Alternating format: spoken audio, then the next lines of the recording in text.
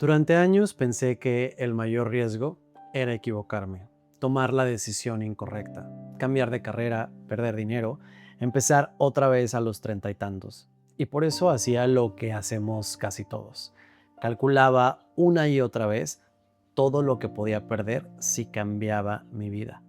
Pero nunca hice el cálculo contrario. Nunca me pregunté cuánto me está costando quedarme exactamente donde estoy. Y honestamente, cuando por fin hice ese cálculo, me di cuenta de que llevaba años pagando un precio muchísimo más alto del que me daba miedo pagar. Y eso cambió por completo la forma en la que veo las decisiones importantes en mi vida. Hola, soy Alex de la Torre y una de las cosas que más me dolió entender fue que durante años viví esperando que mi vida real empezara después de ahorrar más, después de tener más disciplina, después de sentirme listo, después de encontrar la decisión perfecta. Siempre había un después y sin darme cuenta convertí mi vida en una sala de espera. Seguía trabajando, seguía pagando cuentas, seguía avanzando, pero emocionalmente mi vida estaba estacionada. Y hoy a eso yo le pongo un nombre: modo espera. Y creo que millones de personas viven ahí sin darse cuenta. Y no porque sean flojas, no porque les falte disciplina, simplemente porque están esperando sentirse listas para empezar a vivir. Y hace poco entendí algo gracias al diseño. Cuando una aplicación está mal diseñada, el usuario casi siempre se culpa a sí mismo. Piensa: soy malo para la tecnología, no entiendo, estoy haciendo algo mal. Cuando muchas veces el problema nunca fue el usuario, fue el sistema. Y creo que hacemos exactamente lo mismo con nuestras vidas. Nos culpamos por no avanzar, nos culpamos por no tener motivación, nos culpamos por sentirnos atrasados, pero casi nunca auditamos el sistema con el que estamos tomando decisiones, porque siempre hacemos la misma pregunta: ¿qué me va a costar cambiar? Cuando la pregunta realmente importante sería otra: ¿qué me está costando no cambiar? Y cuando respondí esa pregunta, descubrí 5 costos que llevaba años pagando sin darme cuenta. Y el primero, honestamente, fue el que más me dolió aceptar. Porque el primer costo no fue perder dinero, no fue perder tiempo, fue algo mucho más peligroso. Durante años estuve construyendo evidencia contra mí mismo. Y lo peor es que ni siquiera sabía que lo estaba haciendo. Porque la mayoría de nosotros creemos que la confianza funciona al revés. Pensamos que primero necesitamos confiar en nosotros mismos para después tomar acción. Pero honestamente, cada vez estoy más convencido de que la confianza nunca llega primero. La confianza es una consecuencia. Y eso cambió completamente mi forma de entender por qué tantas personas sienten que ya no creen en ellas mismas. Costo número 1. Empiezas a construir evidencia contra ti mismo. Hay una idea que ha cambiado muchísimo mi vida y que probablemente has escuchado mencionar antes en este canal. Lo llamo sistema de evidencia personal, porque nuestro cerebro no toma decisiones basado en lo que queremos, las toma basado en lo que considera cierto. Y la forma en la que decide qué es cierto es observando evidencia, no tus intenciones, no tus sueños, no las promesas que haces el 1 de enero. Evidencia, todos los días, todo el tiempo. Si durante meses dices: ahora sí voy a empezar, y no empiezas, tu cerebro registra evidencia. Si dices: voy a terminar la carrera, y abandonas otra vez, registra evidencia. Y después de suficientes repeticiones ocurre algo muy peligroso: empiezas a perder credibilidad contigo mismo. Y no porque seas una persona incapaz, sino porque desde la perspectiva de tu cerebro, el historial dice otra cosa. Y esto fue durísimo para mí porque durante muchos años pensé que mi problema era que no tenía disciplina, que algo estaba roto en mí. Estudié actuación, producción, real estate y ahora UX design. Había empezado proyectos, canales, negocios, ideas, y durante mucho tiempo veía todo eso como una lista de fracasos, como evidencia de que nunca encontraba mi camino. Hasta que entendí algo: no estaba perdido, estaba buscando.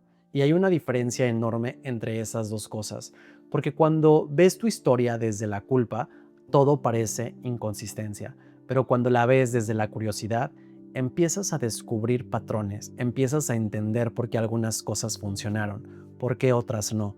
qué sí disfrutabas, qué solamente estabas haciendo para cumplir expectativas.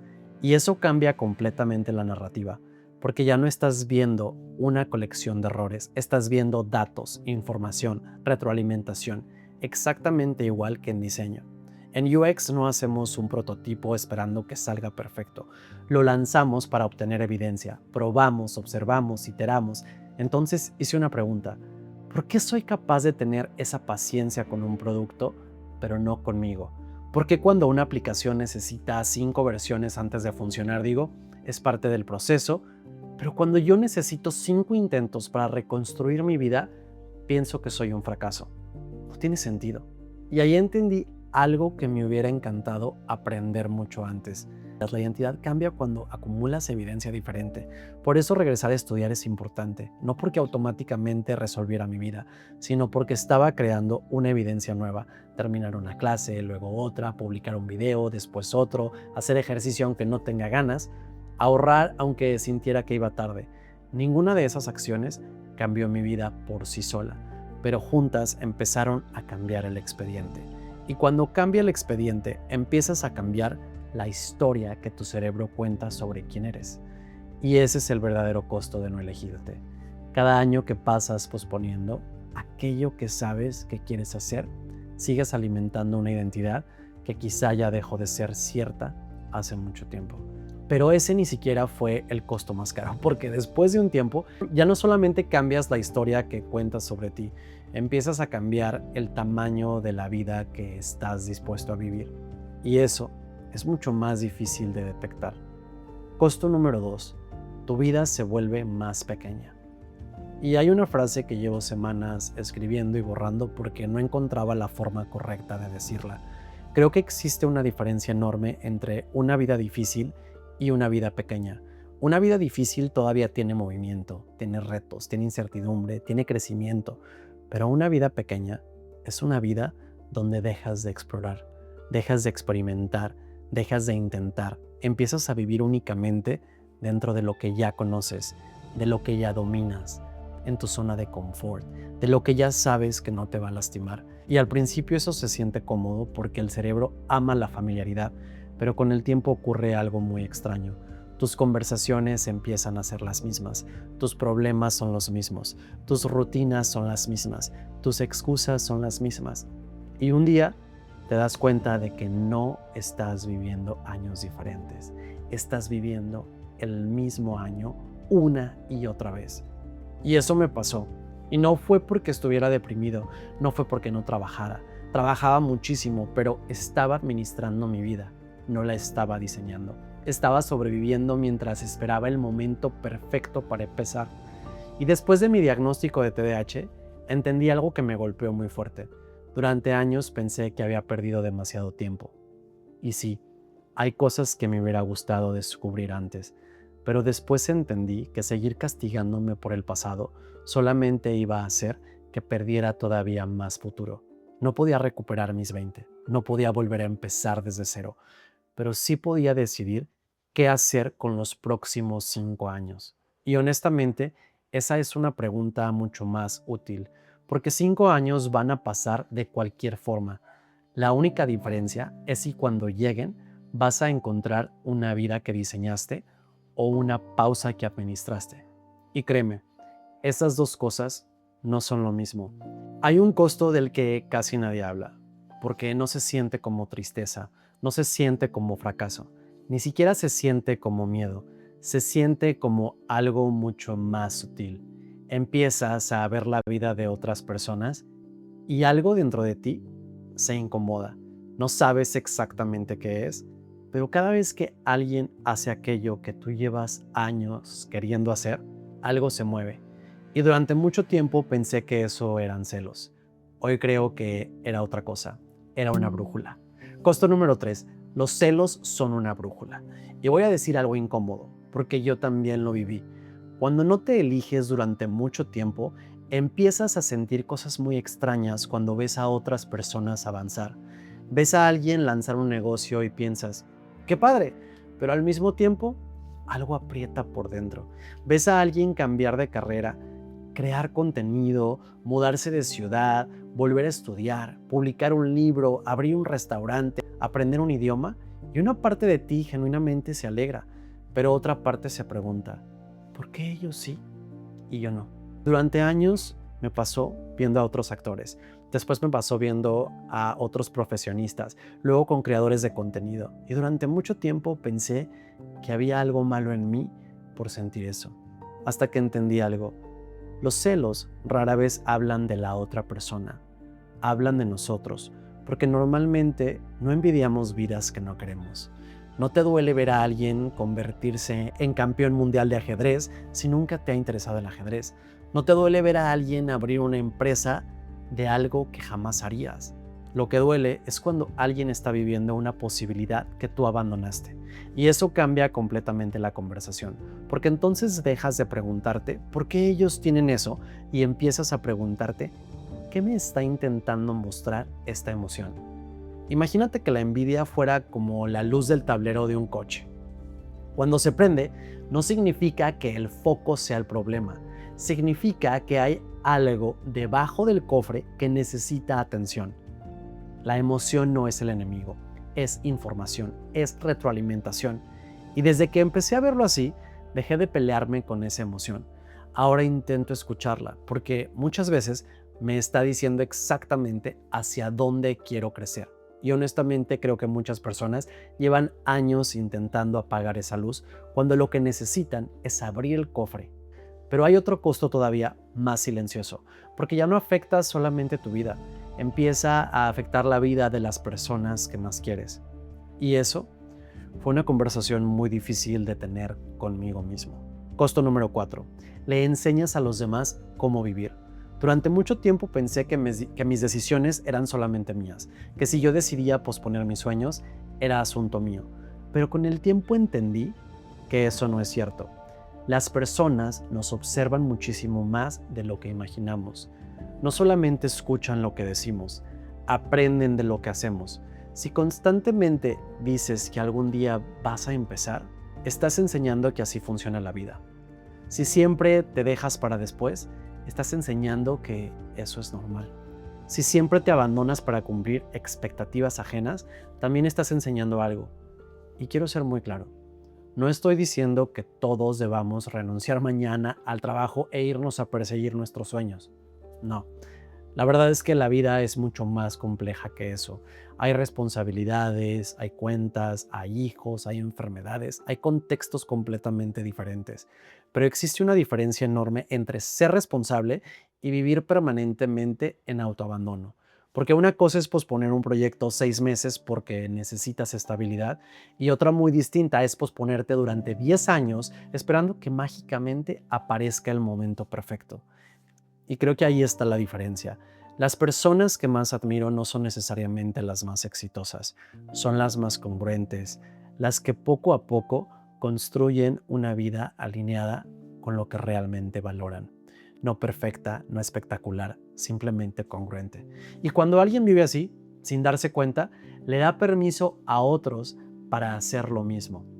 Ese tipo de liderazgo no necesita un escenario, no necesita millones de seguidores. Empieza en la manera en la que eliges vivir un martes cualquiera. Y llegamos al costo que para mí es el más doloroso de todos, porque solamente lo descubres cuando miras hacia atrás. Y a veces ya pasaron demasiados años. Costo número 5. El momento perfecto nunca llegó. Creo que ese fue el golpe más fuerte, porque durante mucho tiempo hice un trato invisible conmigo. Me decía, cuando tenga más dinero, cuando tenga más confianza, cuando termine esto, cuando me sienta listo, entonces sí voy a empezar. Pero la versión perfecta de mí nunca apareció, porque no existe. Y mientras esperaba convertirme en alguien diferente, los años siguieron avanzando. Mi vida siguió avanzando, el tiempo siguió avanzando, con o sin mi permiso. Y ahí entendí algo que cambió completamente mi forma de actuar. No necesitas sentirte listo para empezar. Empiezas y después te vas sintiendo listo. La claridad no aparece antes de caminar, aparece mientras caminas. Exactamente igual que cuando diseñamos un producto. Nadie espera tener todas las respuestas antes de crear primero el prototipo. Se construye, se prueba, se mejora, se vuelve a intentar. Entonces, ¿por qué esperamos tener toda la claridad para empezar a vivir. Y por eso quería hacer este video, porque durante años pensé que el enemigo era el fracaso. Y hoy creo que el verdadero enemigo tiene otro nombre: modo espera. Es el lugar donde tu vida parece avanzar, pero tú ya dejaste de elegirte. Sigues trabajando, sigues pagando cuentas, sigues cumpliendo, pero hace mucho tiempo dejaste de construir una vida que realmente sientas tuya. Y lo peligroso de modo espera es que se siente seguro, pero no lo es. Porque mientras tú esperas, el tiempo no espera y la factura sigue creciendo. En confianza, en energía, en identidad, en oportunidades, en arrepentimiento. Por eso quiero dejarte con una idea que últimamente me acompaña todos los días.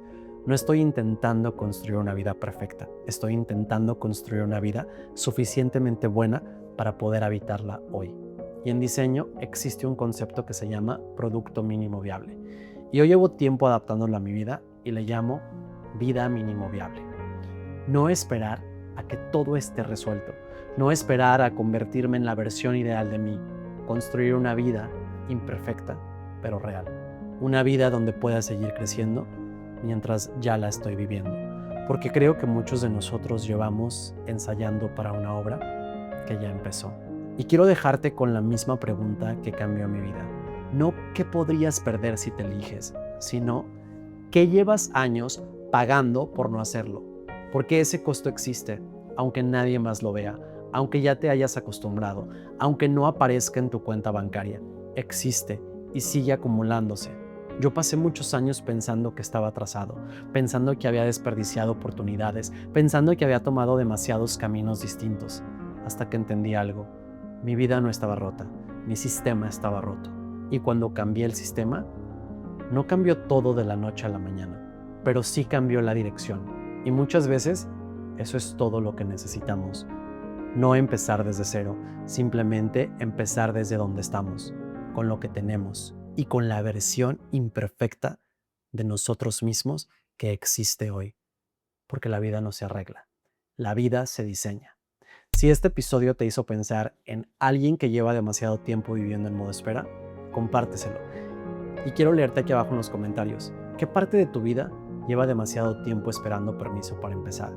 Yo soy Alex de la Torre y esto es Mentes en Construcción. Nos vemos en el próximo episodio. Seguimos construyendo. Hasta la próxima.